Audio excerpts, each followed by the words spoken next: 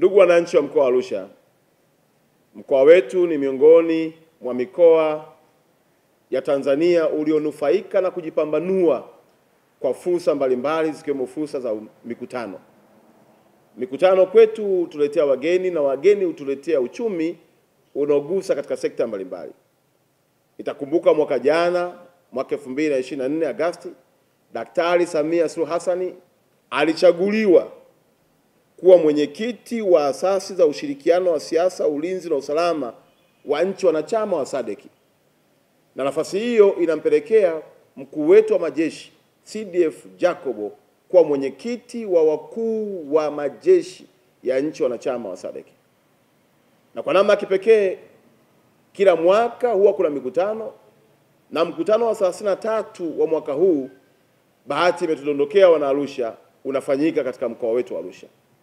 Heshima ya kipekee kuwatangazia wananchi wa Arusha ya kwamba wakuu wa majeshi wa nchi wanachama wa SADC wataingia katika viunga vya mkoa wetu wa Arusha kutimiza majukumu yao ya kuwa na mkutano wa 33 utakaoanza tarehe 26 maana kesho mpaka tarehe 31.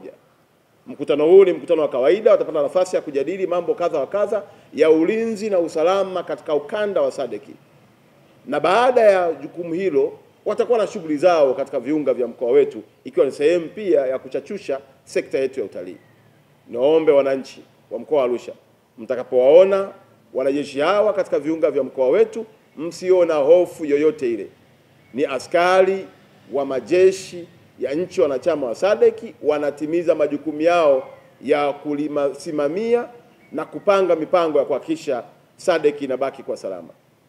Tunachukua nafasi hii kumpongeza sana Daktari Samia kwa kuchaguliwa kwake kwa mwenyekiti wa asasi za ushirikiano wa siasa, ulinzi na usalama katika ukanda wa SADC, na kwa jukumu hili kubwa alilokuwa nalo la kuhakikisha si tu Tanzania inakuwa salama, bali Afrika chini ya umoja wa SADC inaendelea kuwa salama. Tunamwombea Daktari Samia ambaye ni amiri jeshi wetu mkuu, lakini pia tunamwombea mkuu wetu wa majeshi ambaye ni mwenyekiti wa kikao hicho, ya kwamba kikao kiende vyema, na wanapojadili mustakabali wa amani na utulivu katika nchi za SADC, basi Tanzania tuendelee kuwa vinara. Mwisho, si kwa muhimu, watoa huduma katika sekta mbalimbali ni waombe na kuwasihi wahakikisha kwamba wageni hawa, wanajeshi wetu hawa wa nchi mbalimbali za wanachama wa SADC wanapata huduma nzuri. Wakihudumiwa vyema watarudi katika nchi zao, watashawishi mikutano mingine ije katika mkoa wetu.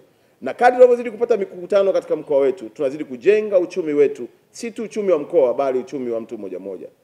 Uchumi ndio kila kitu.